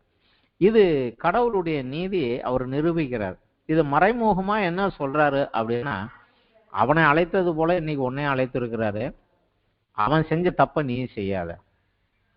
கிரியையினாலே நீ மேல வரணும்னு நினைக்காத, விசுவாசம் வேணும். கிறிஸ்துவை அவர்கள் நிராகரித்தார்கள். இன்று கிறிஸ்துவனுடைய டீச்சிங்ஸை நீ விட்டுட்டீங்கன்னா நீங்க கிறிஸ்தவனே கிடையாது. இயேசு தெளிவா சொல்றாரு, என் வார்த்தைகள் உங்களில் நிலைத்திருந்தால் நீங்கள் என் சீசராக இருப்பீர்கள் அப்படின்ட்டாரு. நான் சொன்ன வசனத்தை கேட்டு அதுபடி செஞ்சாதான் கற்பாறை மேலே வீடு கட்டப்படுவேன்னு. ஆனால் இயேசு கிறிஸ்து என்ன சொன்னாலும் அதை செய்யலைன்னா நம்ம கிறிஸ்தவம் கிடையாது. இதே போலதான் ஆயிரும். இஸ்ரவேல் தீர்க்கதரிசிகளை நிராகரித்தது. அந்த காலத்துல தீர்க்கதரிசிகள், இந்த காலத்துல அப்போஸ்தலர்கள் ஊழியர்களை கொடுத்திருக்கிறாரு. அப்போஸ்தலர் ஊழியம், தீர்க்கதரிசன ஊழியம், போதகர் ஊழியம், மேய்ப்பர் ஊழியம் எல்லாம் கொடுத்திருக்கிறாரு. இந்த இதன் மூலமாக சீர்படுத்தப்பட்டு வராம இதை விட்டு நம்ம போய் நின்றுகிட்டு இருந்தா, பேர் கிறிஸ்தவர்களாக நடந்தா நம்மளும் ஒரு நாளைக்கு ரிஜெக்ட் ஆகி போயிருவீங்க அப்படிங்கிறத மறைமுகமாக. ஏனென்றால் அந்த நீதி ஈஸி கிடையாது. 33 வருடங்கள் தேவன் பூமியில மனிதனாக பாடுபட்டு நமக்காக அதை அப்படி ஏதோ போற போக்கில் கிடைக்கிற ஒரு ஃப்ரீயா கிடைக்கிறது போல நம்ம நினைச்சுக்கிட்டு போனோம்னா தேவன் அதை விரும்புவது இல்லை அப்படிங்கிறார். இதோட செகண்ட் பார்ட் முடியுது. கடவுளுடைய நீதியை அவர் நிரூபிக்கிறார். இப்பொழுது முக்கியமானது நமக்கு இந்த கடவுளுடைய நீதியை பெற்றவன் இதை எப்படி பயன்படுத்த வேண்டும், இதை எப்படி யூஸ் பண்ண வேண்டும், இதை பெற்றவனுக்குரிய கடமைகள் என்ன. ஒரு ஆபீஸுக்கு ஜாயின் பண்ணிட்டோம்னா அந்த ஆபீஸ் டயத்துல உள்ள இருக்கணும், அந்த ஆபீஸ்ல என்ன ஒர்க்கோ அதை செய்யணும். அதே போல கிறிஸ்துவாகிய நீதியை ஏற்றுக்கொண்டா என்னுடைய கடமை என்ன. இதுல அவர் எல்லா காரியங்களும் சொல்லல, ஷார்ட்டா 4 காரியங்கள் மட்டும்தான் சொல்றாரு அவர். ரோமர் 12வது அத்தியாயம். ரோமர் 12வது அத்தியாயம் வந்து கைடு ஃபார் அ கிறிஸ்டியன் அப்படின்னு சொல்லுவாங்க. ஒரு கிறிஸ்தவனுடைய நடக்கை எப்படி இருக்க வேண்டும் என்பது இதுதான். இந்த 12வது அத்தியாயத்தில் உள்ளபடி நடந்தாதான் நான் கிறிஸ்தவன், இல்லை என்றால் இல்லை. இதுதான் உன்னுடைய கடமை அப்படின்னு சொல்லுது. இதுலயும் 4 பகுதியாக பிரிக்கிறார். ஃபர்ஸ்ட் 1-2, 12வது அத்தியாயம் 1-2, 2 வசனம் மிக முக்கியமான வசனம். கடவுளோடு உள்ள என்னுடைய கடமை என்ன, அவரு குறுக்க எனக்கு இருக்கக்கூடிய பொறுப்பு என்ன. 12:1-2. அப்படி இருக்க சகோதரரே, நீங்கள் உங்கள் சரீரங்களை பரிசுத்தமும் தேவனுக்கு பிரியமுமான ஜீவ பலியாக ஒப்பு கொடுக்க வேண்டும் என்று தேவனுடைய இரக்கங்களை முன்னிட்டு உங்களை வேண்டிக் கொள்கிறேன். இதுவே நீங்கள் செய்யத்தக்க புத்தியுள்ள ஆராதனை. ஃபர்ஸ்ட் பாயிண்ட் பரிசுத்தம். பரிசுத்தத்தில் வளர வேண்டும். தேவனுக்கு பிரியமான ஜீவ பலியாக, எனக்கு செத்து என் விருப்பம், என் வாஞ்சைகள், உலக பிரகார காரியங்கள், இதுக்கெல்லாம் நான் செத்தவனாக, ஆனா கிறிஸ்து எனக்குள்ளே ஜீவனுடையவராயிருந்து கிறிஸ்து அவர் விரும்புகிறதை என் மூலம் செய்கிறவராக, நான் ஜீவனாக ஆனா பலியாக ரெண்டுமாக இருக்க வேண்டும் அப்படிங்கிற. இதுவே நீங்கள் செய்யத்தக்க புத்தியுள்ள ஆராதனை. அடுத்த வசனத்துல, நீங்கள் இந்த பிரபஞ்சத்துக்கு ஒத்த வேஷம் தெரியாமல் இந்த உலகத்தார்கள் எப்படி வாழுகிறார்களோ அதை போலவே. இன்னைக்கு உதாரணத்துக்கு ஆண்டவர் என்னை நல்லா ஆசீர்வதிச்சிருக்கிறார். என்ன ஆசீர்வதிச்சிருக்கிறாரு? நிலம் இருக்குது, 2 பங்களா இருக்குது, கார் இருக்குது, வசதி இருக்குது, பிள்ளைங்க இருக்குது, காலேஜில் இது வந்து உலக பிரகாரமான. இதே போல உலக பிரகாரமான காரியங்களை நீங்க ஆசீர்வாதம் பண்ற, இதுக்கு தக்க இவர்களை போல நீங்க போகாம, ஆனா தேவனுடைய நன்மையும் பிரியமும் பரிபூரணமான சித்தம் இன்னதென்று பகுத்து அறியத்தக்கதாக உங்கள் மனம் புதிதாகிறதுனாலே மறுரூபம் ஆகுங்கள். பரமண்டல ஜெபங்களிலே இயேசு சொல்லி கொடுத்த முதல் பாயிண்ட் உங்களுடைய நாமம் பரிசுத்தமாவதாக. இங்கே நமக்கு கொடுத்த முதல் பாயிண்ட் சரீரங்களை பரிசுத்தமாக கொடுக்க வேண்டும். பரிசுத்தம் ஃபர்ஸ்ட் ப்ரியாரிட்டி. செகண்ட், இங்கே தேவனுடைய சித்தம் இன்னது என்று பகுத்து அறியத்தக்கதாக. பகுத்து அறிய வேண்டும் என்றால் நீங்கள் வேதத்தை பைபிள் டிவோஷன் வேணும். பைபிள் படித்து பார்க்கிற போது என்னோடு பேசும் என்று படிக்கிற போது ஆண்டவர்கள் பேசுவார். அதில் அவருடைய சித்தத்தை உங்களுக்கு வெளிப்படுத்துவார். அந்த சித்தத்தை செய்தால் தான் நான் சொன்ன காரியத்தை நீ செஞ்சே நீ மேலே வான்னு சந்தோஷமா அவர் கூப்பிட முடியும். இதை புரிந்து கொண்டு அதை செய்யத்தக்கதாக உங்கள் மனம் புதிதாகிறதுனாலே, அந்த பழையசெல்லாம் ஒழிச்சிட்டு புதிதாகிறதுனாலே மறுரூபம் ஆகுங்கள். நம்ம தான் அந்த முயற்சி எடுத்து மாறணும். அதுக்கு அவரு உதவுவார். பரிசுத்த ஆவியை கொடுத்திருக்கிறார், பரிசுத்த வேதாகமத்தை கொடுத்திருக்கிறார், அநேக ஊழியர்களை வழிநடத்த கொடுத்திருக்கிறார். நம்ம தான் வளரணும். பையனை அப்பா காலேஜில் சேர்த்துட்டாரு, ஆனா அவன் தான் படிக்கணும். அதே போலதான் இதுக்கு அடுத்தபடியாக சமுதாயத்தின் மேலே நம்ம இருக்கக்கூடிய நம்மை சுற்றி உள்ள சமுதாயம்னா கிறிஸ்தவ வட்டாரத்துக்குள்ளே நம்ம எப்படி இருக்கணுங்கிறது தான் 3வது வசனத்திலிருந்து 21வது வசனம் வரைக்கும். இது முழுக்க நம்மளுடைய பிராக்டிக்கலாக இருக்க வேண்டும். 11வது அத்தியாயம் வரைக்கும் டாக்ட்ரின், 12லிருந்து 15 வரைக்கும் பிராக்டிக்கல். ஸோ இது பிராக்டிக்கலாக இருக்க வேண்டும். இல்லை முக்கியமாக சொல்லுகிறார் 3வது வசனத்துல எனக்கு அருளப்பட்ட கிருபையினால் சொல்லுகிறதாவது, எவனும் தன்னை எண்ண வேண்டியதற்கு மிஞ்சி எண்ணாமல் தேவன் பகிர்ந்த விசுவாச அளவின்படியே தெளிந்த எண்ணம் உள்ளவனாய் எண்ண வேண்டும். ஏனென்றால் நமக்கு ஒரே சரீரத்தில் அநேகவன், எல்லா அவயங்களுக்கும் ஒரே தொழில் இராது. அநேகராகிய நாம் கிறிஸ்துக்குள் ஒரே சரீரமாயிருக்க ஒருவருக்கு ஒருவர் அவயமாயிருக்கிறோம். ஸோ டீம் ஒர்க் தான் கிறிஸ்டியன்ஸ், இண்டிவிஜுவல் கிடையாது. இதுல 6ல் இருந்து 8வது வசனம் வரைக்கும் வரங்களை குறித்து சொல்லுகிறார். வரங்கள்னு எல்லாரும் 1 கொரிந்தியர் 12வது அத்தியாயத்தில் கொரிந்திய சபையில் 9 வரத்துக்கு தான் போவாங்க. ஆனா ரோமர் 12வது அத்தியாயத்திலையும் சில வரங்களை குறித்து சொல்லுகிறார். சபையில் கிறிஸ்தவர்கள் கொடுக்கப்பட்ட வரங்கள். அது என்ன வரங்கள்? 6 சொல்றது, நமக்கு அருளப்பட்ட கிருபையின்படியே நாம் வெவ்வேறான வரங்கள் உள்ளவர்கள் ஆனபடியால் நம்மிலே தீர்க்க தரிசனம் சொல்லுகிற வரத்தை உடையவன் விசுவாச பிரமாணத்திற்கு ஏற்றதாக சொல்ல கடவன். ஸோ நான் தீர்க்கமாக தரிசித்து சொல்லுகிறது அவனுடைய விசுவாசத்தை வளர்ப்பதற்காகவும் தேவன் வேதாகமத்தில் கொடுத்திருக்கிற அந்த விசுவாசத்திற்கு ஏற்றதாகவும் இருக்க வேண்டும். இதுக்கு மீறி போய் நீ எதையும் சொல்லாத நீ. ஏனென்றால் வழி விலகுவதற்கு வஞ்சிக்கிற ஆவிகள் உண்டு, எங்கேயாவது போய் கவுந்து போய் விழுந்துடாதே, ஜாக்கிரதையா இரு அப்படிங்கிறாரு. முதல்ல மேல உள்ளார்தான் சொல்றாரு. அடுத்து கீழே வர்றாரு. ஊழியம் செய்கிறவன் ஊழியத்திலும். ஒரு சபையில அநேக ஊழியங்கள் உண்டு. வொர்ஷிப் லீடர்ஸ் தனியா இருப்பாங்க, சண்டே கிளாஸ் தனியா ஓடும், சில்ட்ரன்ஸ் மினிஸ்ட்ரி யூத் மினிஸ்ட்ரி தனியா இருக்கும், வில்லேஜ் மினிஸ்ட்ரி போறவங்க தனியா இருப்பாங்க. ஆனா ஊழியத்துல இருக்கிறவங்க அந்த ஊழியத்திலேயே நீ கொஞ்சம் கவனமாக நில்லு அப்படிங்கிறாரு. போதிக்கிறவன் போதிக்கிறதிலும். டீச்சிங் ஆதிகால சபையில மெயினா இருந்தது பைபிள் ஸ்டடி இருந்தது, டீச்சிங்ஸ் இருந்தது. டீச்சர்ஸ் டீச் பண்ணிக்கிட்டே இருப்பாங்க, அந்த டீச்சிங்ஸ் இருந்தது. அதனால டீச் பண்றவன் நீ டீச் பண்றதுலயே தரித்து நெல். புத்தி சொல்லுகிறவன் புத்தி சொல்லுகிறதிலே தரித்திருக்க கடவன். இது அநேகமா சபையில் உள்ள எல்டர்ஸ். புத்தி சொல்லுகிறவன ஒரு குடும்பத்துல ஒரு பிரச்சனைனா போய் அவங்களுக்கு கவுன்சில் சொல்லி இப்படி நடக்கணும் அப்படி நடக்கணும் என்று ஒரு ஆலோசனை சொல்லி செய்யறவங்க இவங்க. இது வரம்தான், இதெல்லாம் வரம்தான், நம்ம படிக்கிறது எல்லாமே வரம்தான். பகிர்ந்து கொடுக்கிறவன் வஞ்சனை இல்லாமல் கொடுக்க கடவன். என்கிட்ட இருக்கிறத மற்றவங்களுக்கு கொடுக்குறான்னு அதுவும் வரம்தான். எல்லாராலும் பாக்கெட்டுக்குள்ள எடுத்து எல்லாருக்கும் கொடுக்கல முடியாது. அது ஒரு சிலருக்கு தான் அந்த மனசும் அந்த ஒரு வரமும் உண்டு. அவன் வஞ்சனை இல்லாம வேண்டியவன் வேண்டாதவன் பார்க்காம கொடுக்க கடவன். அடுத்ததாக முக்கியமானது முதலாளியானவன் ஜாக்கிரதையா இருக்க கடவன்.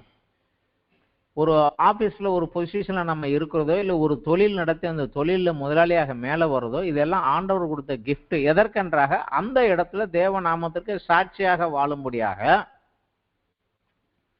அநேகர் தேவனிடத்திலிருந்து வருவதற்கு நம்ம ஒரு பாயிண்டாக இருக்கும்படியாக நம்மளை வைத்திருக்கிறாரு. அதனாலதான் சொல்றாரு முதலாளியானவன் ஜாக்கிரதையா இருக்க கடவன். என்றால் உனக்கு மேலேயும் ஒரு முதலாளி இருக்கிறாரு, ஞாபகத்தில் வச்சுக்கோ. இரக்கம் செய்கிறவன் உற்சாகத்தோட செய்ய கடவன். இது எல்லாமே வரங்கள் தான். இந்த வரங்களும் நமக்குள்ள உண்டு, அது வெளியேற பண்ணணும்.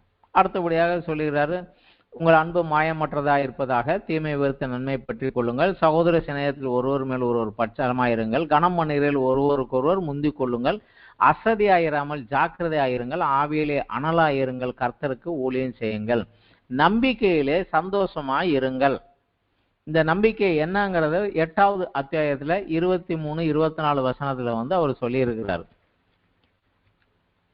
8ல 23, 24. அதுவும் அல்லாமல் ஆவியின் முதற் பலனை பெற்ற நாமும் கூட நம்முடைய சரீர மீட்பாகிய புத்திர சுவீகாரம் வருவதற்கு காத்திருந்து நமக்குள்ளே தவிக்கிறோம். அந்த நம்பிக்கையினாலே நாம் ரட்சிக்கப்பட்டிருக்கிறோம். காணப்படுகிறது நம்புகிறது நம்பிக்கை இல்லை, ஒருவன் தான் காண்கிறதே நம்ப வேண்டியது என்ன. அதைத்தான் இங்க சொல்லுகிறாரு, நம்பிக்கையிலே சந்தோஷமா இருங்கள். நான் நம்பினது வரும், நான் அது போயிடுவாங்கிறத அதை மனசுல வச்சு சந்தோஷமா இருங்க. அதன் நிமித்தம் வரக்கூடிய உபத்திரவங்களிலே பொறுமையாக போங்க, ஜபத்திலே உறுதியாக தரித்திருங்கள். அந்த கம்யூனிகேஷன் கார்டுக்கும் உங்களுக்குள்ள கம்யூனிகேஷன் அந்து போயிடக்கூடாது. அதுதான் ஜபத்திலே உறுதியாக தரித்திருங்கள்.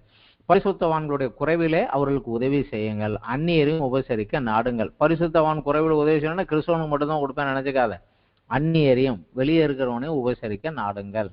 உங்களை துன்பப்படுத்துகிறவர்களே ஆசீர்வதியுங்கள், ஆசீர்வதிக்க வேண்டியதே அன்றி சபியாதிருங்கள். முக்கியமானது, யாரையும் சபிக்கவோ ரிவெஞ்ச் எடுக்கவோ பழிக்கு பழி செய்வோ நமக்கு ரைட்டு கிடையாது. அதில் நம்ம ஜாக்கிரதையாக இருக்க வேண்டும். சந்தோஷப்படுகிறவங்க சந்தோஷப்படுகிறவங்க, அழுகிறவனோட கூட அழுங்கள். ஏன்னால சந்தோஷப்படுகிற போது ஒருத்தன் கூட வர்றது அவன் சந்தோஷம் பெருகும், துக்கத்தில் இருக்கவனோட ஒருத்தன் போய் பங்கு வருகிறவன் துக்கம் குறையும். இது சபைக்குள்ள இருக்கிறவங்களுக்குள்ள நம்ம ஒருத்தருக்குள்ள செய்வோம். ஒருவரோடு ஒருவர் ஏக சிந்தையாயிருங்கள், மேட்டிமையானவைகளை சிந்தியாமல் தாழ்மையானவர்களுக்கு இணங்குங்கள், உங்களையே புத்திமான்கள் என்று எண்ணாதிருங்கள், தீமைக்கு தீமை செய்யாதீர்கள், எல்லா மனுஷர்களும் யோக்கியமும், கூடுமானால் உங்களால் ஆன மட்டும் எல்லாரோடும் சமாதானமாய் இருங்கள். சிலரோட சமாதானமாய் இருக்க முடியாது, முடிஞ்ச வரைக்கும் முயற்சி பண்ணிட்டு விட்டுருங்க, அவ்வளவுதான். பிரியமானவர்களே, பழி வாங்குவதில் எனக்குரியது, நானே பதில் செய்வேன் என்று கர்த்தர் சொல்லுங்க எழுதிபடியே, நீங்கள் பழி வாங்காமல் ஆண்டவர் அவனை பழிச்சுக்கிட்டோம்னா அவர் கையில் ஒப்பு கொடுத்துருங்க அப்படிங்கிறார். உன் சத்துரு பசியா இருந்தால் அவனுக்கு போஜனம் கொடு, அவன் தாகமாக இருந்தால் பானம் கொடு. இப்படி செய்வதால் அக்கினி தலையிலே அவன் தலையிலே குவிப்பாய். நீ தீமையினாலே வெல்லப்படாமல் தீமையை நன்மையினாலே வெல்லு. இது ஒரு கிறிஸ்தவனுடைய வாழ்க்கையினுடைய வழிமுறை. இப்படி வாழ்ந்தாதான் கிறிஸ்தவன் அப்படின்னு பவுல் ரோம சபைக்கு எழுதுகிறார். ஏனென்றால் சத்தியம் அப்படி இருக்கிறனால நீங்க இப்படி இருக்க வேண்டும். அடுத்ததாக 12வது அத்தியாயம் 13வது அத்தியாயம் 1-7 வரைக்கும் உயர் அதிகாரிகளுக்கு கீழே நம்ம எப்படி இருக்கணும், எனக்கு மேல இருக்க ஹையஸ்ட் அபிஷியல் ஆர் கவர்மெண்ட்டுக்கு கீழே நான் எப்படி இருக்க வேண்டும் அப்படின்னு சொல்றாரு. எந்த மனுஷனும் மேலான அதிகாரம் உள்ளவனுக்கு கீழ்ப்படிய கடவன் என்ற தேவனாலே அன்றி ஒரு அதிகாரமும் இல்லை. உண்டாயிருக்கிற அதிகாரங்கள் தேவனால் நியமிக்கப்பட்டு இருக்கிறது. ஸோ யாரு மேல வந்தான் போனான்னா ஆண்டவர் அனுமதி இல்லாம வர முடியாது. ஸோ அவனுக்கு விரோதமா எதிர்த்து போய் நின்னா நீ கடவுளுக்கு விரோதமா போய் நிக்கிற, அவ்வளவுதான் அப்படின்னு சொல்றாரு. அவனுக்கு நீ பயப்படாம இருக்கணுமா? என்ன செய்? நன்மை செய். நீ நன்மை செய். அவனுக்கு பயப்படாம இருக்கணும்னா நன்மை செய். 3வது சொல்லுது, ஆகையால் நீ அதிகாரத்துக்கு பயப்படாது இருக்க வேண்டுமானால் நன்மை செய், அதனால் உனக்கு புகழ்ச்சி உண்டாகும். யாவருக்கும் செலுத்த வேண்டிய கடமையை செலுத்துங்கள், வரியை செலுத்த வேண்டியது வரியை, எவனுக்கு தீர்வையை செலுத்த வேண்டிய தீர்வையை செலுத்துங்கள், எவனுக்கு பயப்பட வேண்டியதோ அவனுக்கு பயப்படுங்கள், எவனை கனம் பண்ண வேண்டியதோ அவனை கனம் பண்ணுங்கள். ஒருவரோடு ஒருவர் அன்பு உரிய கடன் அல்ல, வேற எதுவும் கடன் படாது. இந்த காரியங்களை சொல்லிட்டார். இது ஹையஸ்ட் அபிஷியலுக்கு மேல.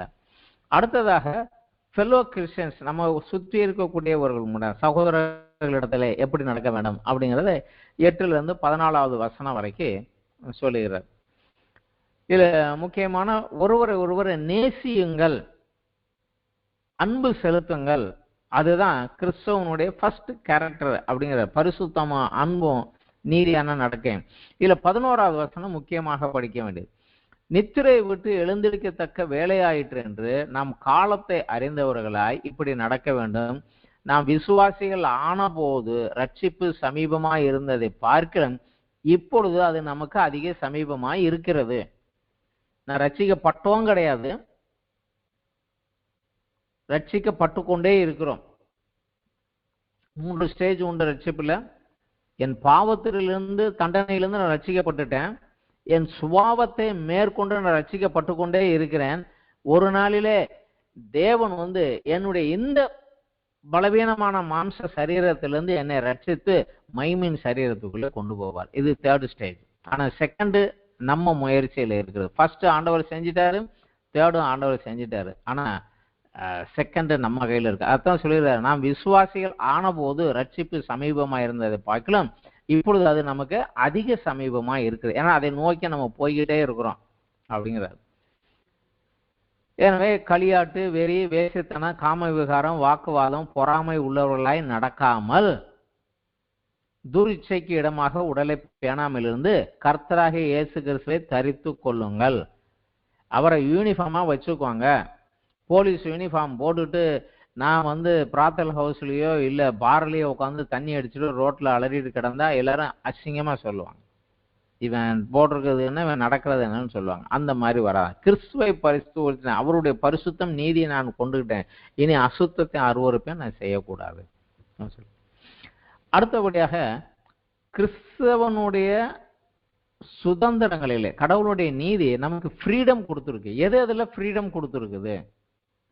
நான் கிறிஸ்துவனுடைய நீதியை ஏற்றுக்கொண்டதுனால உலக பிரகாரமான பல காரியங்கள்ல எனக்கு ஐ ஆம் ஃப்ரீ டு டூ.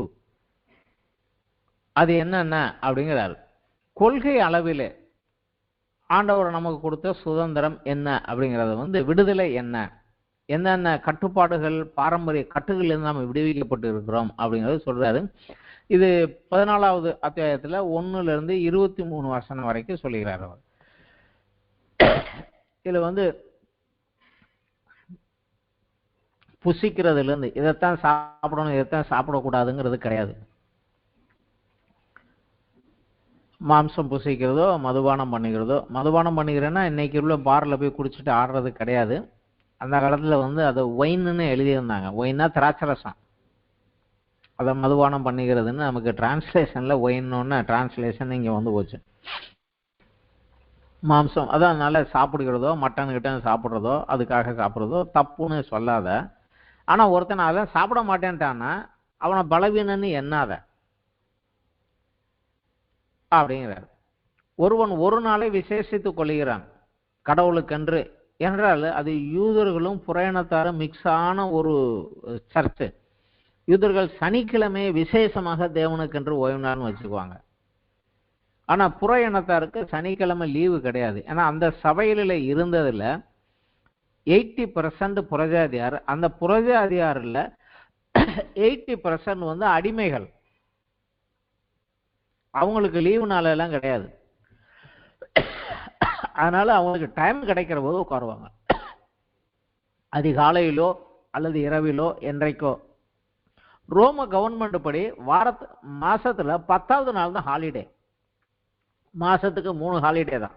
30 நாள் 3 ஹாலிடே தான். அது என்னைக்கு வருதோ அன்னைக்கு அவங்க அந்த கவர்மெண்ட்ல இருக்கிறவங்க உட்காருவாங்க. அதனால இன்னைக்கு தான் உட்காருவேன் அன்னைக்கு தான் உட்காருவேன்னு சொல்லி இதெல்லாம் நீங்க குழப்பாதீங்க அப்படிங்கிறத சொல்லி இது உனக்கு ஃப்ரீடம் கொடுத்துருக்க காண்டவர். நீ எப்ப வேணுமானாலும் தொழுது கொள்ளலாம். ஆனா ஆவியோடும் உண்மையோடும் தொழுது கொள்ள வேண்டும். அவ்வளவுதான். அதே போல அடுத்தவன குற்றவாளி என்று சொல்லாத. நான் இப்படி வாழ்றேன் அவன் அப்படி செய்யல, நான் சனிக்கிழமை உட்காரதில்லை அதனால அவன் பாவி அப்படின்னு நீ தீர்க்காத. நியாயப்பிரமாணத்தின்படி ஓய்வு நாளை ஆச்சரிக்கலைன்னா அது கொலை குற்றம். ஆனா இன்றைக்கு நியாயப்பிரமாணத்தின்படி கிடையாது. அதனால யூதன் நீ அவனை குற்றம் சொல்லாத. நீ வந்து அவன் அப்படித்தான் இருக்கணுங்கிறான் அதைத்தான் செய்யணுங்கிறான்னு அவனை குற்றம் சாட்டாத. ஏனென்றால் 10வது வசனத்துல இருந்து படிக்கலாம். இப்படி இருக்க உன் சகோதரனை குற்றவாளி என்று தீர்க்கிறது என்ன? நீ உன் சகோதரனை அற்பமாய் எண்ணுகிறது என்ன?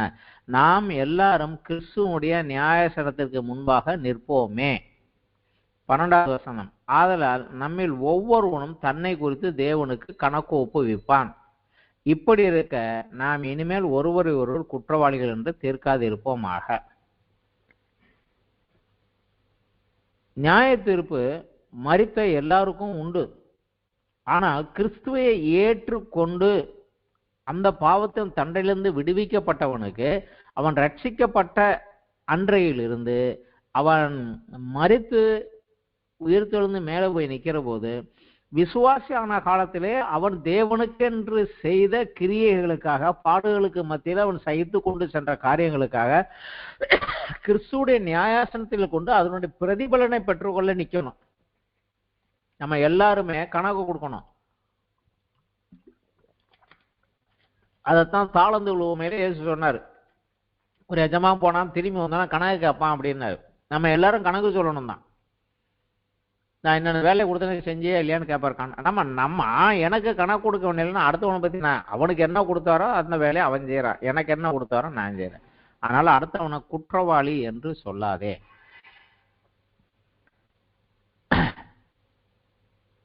சமாதானத்துக்கு ஏற்றவையில் அந்யோன்ய பக்தி உண்டாக்கத்தக்கதைய நாடுங்கள். இப்படி இது வந்து இந்த காரியங்கள் நமக்கு வந்து ஃப்ரீடம் இருக்குது. அந்த ஃப்ரீடம் என்ன அப்படிங்கிறது கொள்கை அளவில் சொல்லிட்டாரு. அப்புறம் 15வது அத்தியாயத்தில் 1லிருந்து 13 வரைக்கும் இதை நடைமுறையில எப்படி கொண்டு வருவது.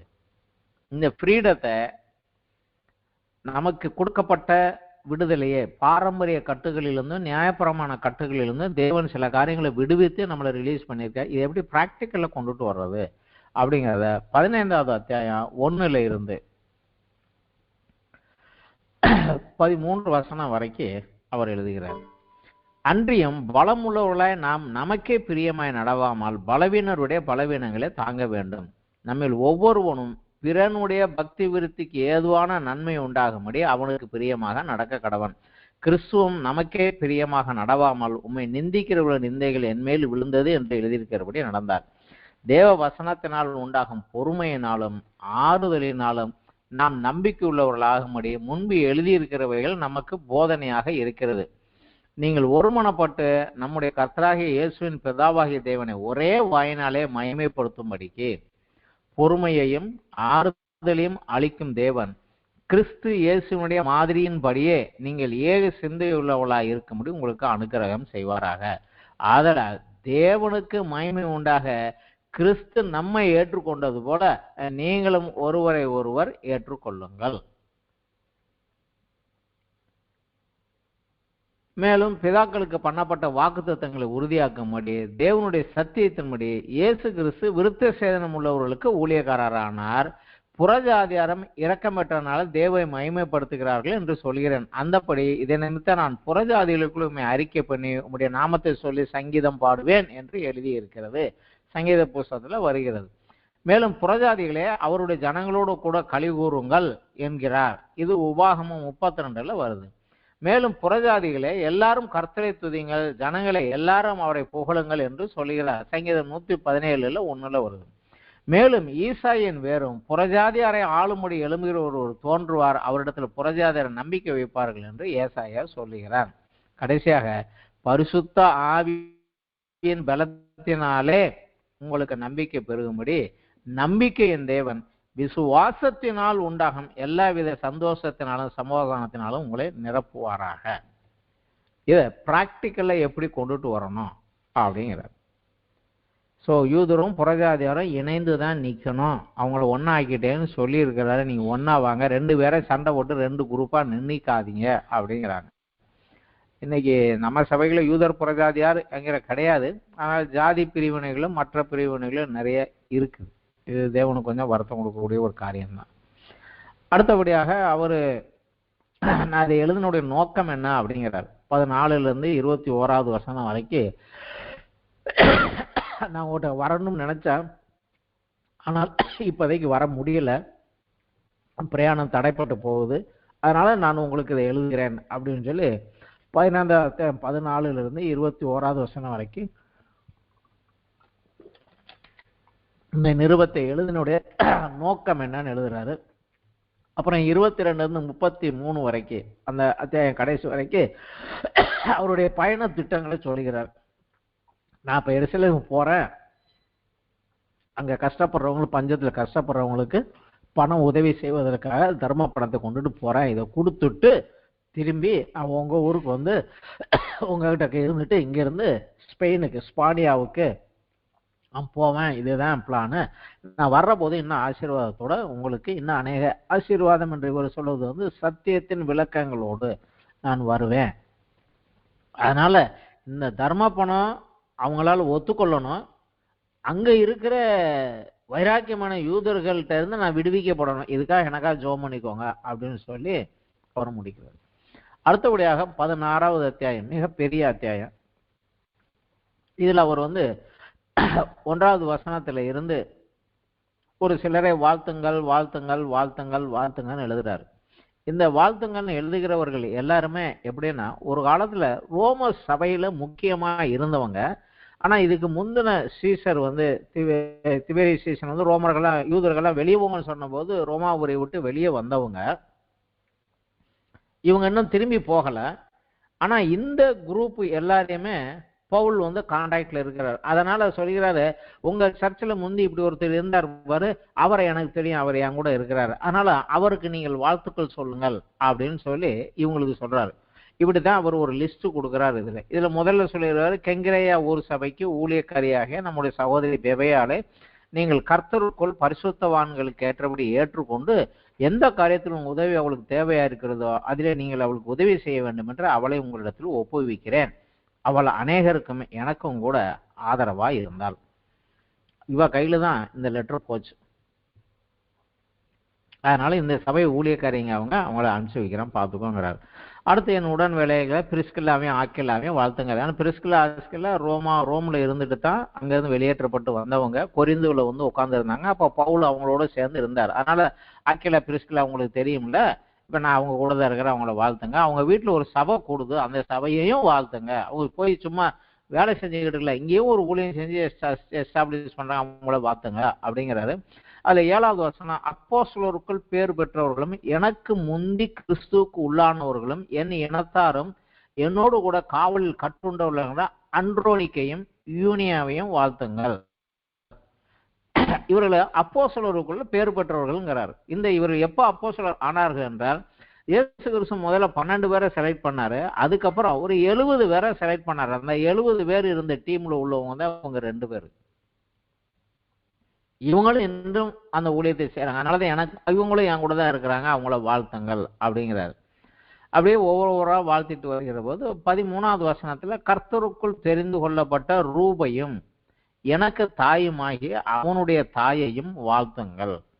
இந்த ரூப் யாரு அப்படின்னு பார்த்தா மார்க் 15வது அத்தியாயம் 21வது வசனத்துல பார்த்தா இயேசு கிறிஸ்து சிலுவையை சுமந்து போகிற போது சிரேனே ஊரானும் ரூபுக்கும் அலெக்சாந்தருக்கும் தகப்பனாகிய சீமோன் என்கிறவனை கண்டு அவனை அந்த சிலுவையை சுமந்து வரும்படி வலுக்கட்டாயம் பண்ணினார்கள். அந்த சீமோனுடைய மகன் தான் இந்த ரூப். அந்த சீமோன் அதற்கப்புறம் அவர் ரோம்ல இருந்து வந்தவர் தான். இதுக்கப்புறம் அவர் திருப்பி போய் அங்க ஆண்டவரை ஏற்றுக்கொண்டு அந்த பெந்தெகோஸ்தே அன்று அவரும் பரிசுத்தாவின் அபிஷேகத்தை பெற்றவராக எழுந்து சென்று அவர் அங்கு ஒரு சபையை ஆரம்பித்து அதனுடைய எல்டராக இருந்தார். அவரோடு அவருடைய மனைவி அவருடைய பிள்ளைகள் எல்லாமே இருந்தாங்க. அதுல அடுத்து வந்து ரூப் வந்து ஊழியக்காரராக இருந்தார். அங்க எல்லாருக்குமே தெரியும், ரோமாபுரிகள் எல்லாருக்கும். அதனாலதான் சொல்லுகிறாரு, கர்த்தருக்குள் தெரிந்து கொள்ளப்பட்ட ரூபையும் எனக்கு தாயுமாகிய அவனுடைய தாயையும் வாழ்த்துங்கள் அப்படின்னு சொல்லுகிறார்.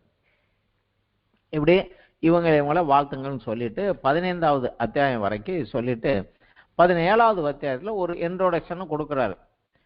அன்றையும் சகோதரர்களே, நீங்கள் கற்றுக்கொண்ட உபதேசத்திற்கு விரோதமாக பிரிவினைகளையும் இடரல்களையும் உண்டாக்குறவர்களை குறித்து எச்சரிக்கையாக இருந்து அவர்களை விட்டு விலக வேண்டும் என்று உங்களுக்கு புத்தி சொல்லுகிறேன். கடைசியாக ஒரு புத்தி சொல்கிறாரு. அந்த யூதருக்கும் புறையினத்தாருக்கும் மத்தியில பிரிவினையை உண்டாக்கிறவங்க நியாயப்பிரமாணத்து கீழே அடிமையாக வேண்டும், ஜனங்களை வலுக்கட்டாயம் பண்ற இவங்களை விட்டு நீங்க கொஞ்சம் விலகி இருங்க. என்றால் அவர்கள் நம்முடைய கர்த்தராகிய இயேசு கிறிஸ்துக்கு ஊழியம் செய்யாமல் தங்கள் வயிற்றுக்கே ஊழியம் செய்து நய வசனிப்பினாலும் இச்சக பேச்சினாலும் கபடி இல்லாதவர்களுடைய இருதயத்தை வஞ்சிக்கிறவர்களாக இருக்கிறார்கள். அதனால அதுல மாட்டிக்காதீங்க அப்படின்னு சொல்லிட்டு, சமாதானத்தின் தேவன் சீக்கிரமாகவே சாத்தானை உங்கள் காலங்களில் நசிக்க போடுவார். நம்முடைய கர்த்தராகிய இயேசுடைய கிருபை உங்களோடு இருப்பதாக. ஆமேன். இதோட பவுல் சொல்ல வேண்டியது முடிஞ்சு போச்சு. 21ல இருந்து 24 வசனம் வரைக்கும் இவர் சொல்ல சொல்ல கேட்டு இதை எழுதினார் ஒருத்தர். அவர் எழுதுறாரு, என் உடன் வேலையாளாகிய தீமோத்தேயும் என் இனத்தாராகிய லூகியும் யாசோனும் செசிபத்தரும் உங்களை வாழ்த்துகிறார்கள். இந்த நிருபத்தை எழுதிய தெருதிவாகிய நான் கர்த்தருக்குள் உங்களை வாழ்த்துகிறேன். ஸோ அவரும் ஒரு வாழ்த்து சொல்லுகிறார். என்னையும் சபை அனைத்தும் உபகரித்து வருகிற காயு உங்களை வாழ்த்துகிறான். பட்டணத்து உக்ரானக்காரன் எரஸ்தும் சகோதரனை குவாத்தும் உங்களை வாழ்த்து. இங்க இருக்கிற சிலர் அங்க வாழ்த்துக்கள் சொல்கிறாங்க. ஸோ அங்கிருந்து இங்க வந்து உங்களுக்கு வாழ்த்து, அதாவது 2 பேருக்கு முன்ன ஒரு ரிலேஷன்ஷிப் உருவாக்குறதுக்காக உங்களுக்கு தெரிஞ்ச உங்க சொந்தக்காரர் இவர் இருக்காருல்ல, அவரை எனக்கு நல்லா தெரியும், அவருடைய ஃப்ரெண்ட் இருக்காருல்ல, அவர் எனக்கு நல்லா தெரியும் அப்படின்னு சொல்லி நமக்குள்ள ஒரு ரிலேஷன்ஷிப் உருவாக்குறது போல பவுல் வந்து ரோமாபுரி சபையில ஒரு நெருக்கத்தை உருவாக்குவதற்காக எழுதப்பட்ட இந்த காரியம் தான். அந்த 16வது அத்தியாயத்துல தான். மற்ற எந்த புத்தகத்துல எல்லாமே இது ஒண்ணுலதான் ஏகப்பட்ட வாழ்த்துக்கள் வாழ்த்துக்கள் வாழ்த்துக்கள் இருக்கு. அது காரணம் வந்து அவர் அங்க ஒரு க்ளோஸ் ரிலேஷன்ஷிப் உருவாக்குவதற்காக, உங்களுக்கு தெரிஞ்ச இத்தனை பேரையும் எனக்கும் தெரியும், என் கூட தான் இருக்கிறாங்க, அதனால அவங்கள வாழ்த்துங்கள் அப்படின்னு சொல்லி இது எழுதப்பட்டது. இந்த மாதிரியாக எழுதப்பட்டது. இந்த ரோமர் நிருபம் வந்து 11 வரைக்கும் சத்தியம் மெதுவா நம்ம வாசிச்சுக்கிட்டு ஆண்டவரே என் கூட பேசும் அப்படிங்கிற போது நம்மளுள்ள அநேக காரியங்களை அவர் சுட்டி காட்டி கொண்டே வருவார். சுத்திகரிக்கப்படுவதற்கு இந்த புஸ்தகம் மிக அவசியம். பேசிக் டாக்டரின் வந்து இதுல இருக்குது. இந்த ரோமர் வந்து திரும்ப திரும்ப திரும்ப திரும்ப படிக்கிறது நம்மளை ஒவ்வொரு தடவையும் சுத்திகரித்து கொண்டே போகும். முக்கியமாக 12வது அத்தியாயம் நம்ம கடைபிடிக்க வேண்டும். 8வது அத்தியாயம் வந்து ஆண்டவர் எனக்கு கொடுத்த ஆவியானவர் என்னை எப்படி பாடுகளிலிருந்து வெளிப்படுத்த எனக்கு உதவி செய்கிறார் என்பதை புரிந்து கொண்டு ஆவியானவருடைய பலனை பெற்றுக்கொண்டு வெளியேற முயற்சி செய்ய வேண்டும். 12 வந்து முக்கியமாக கிறிஸ்தவனுடைய நடை, இப்படித்தான் வாழணும், ஒரு கிறிஸ்தவனா இப்படித்தான் இருக்கணும் அப்படிங்கிறது. அதை மெதுவா திரும்ப திரும்ப திரும்ப படிச்சு பார்த்துட்டு அதற்கேற்றபடியாக நம்மளை மாற்றிக்கொள்வது மிகவும் நல்லது. என்னோட இந்த ரோமர் நிருபத்தினுடைய தியானம் முடிந்தது. இந்த பாடம் என்றோடு முடியுது. அடுத்த வாரம் கொரிந்து சபைக்கிழனுடைய பின்னணியை நம்ம அடுத்த வாரம் பார்க்கலாம். நன்றி, வணக்கம்.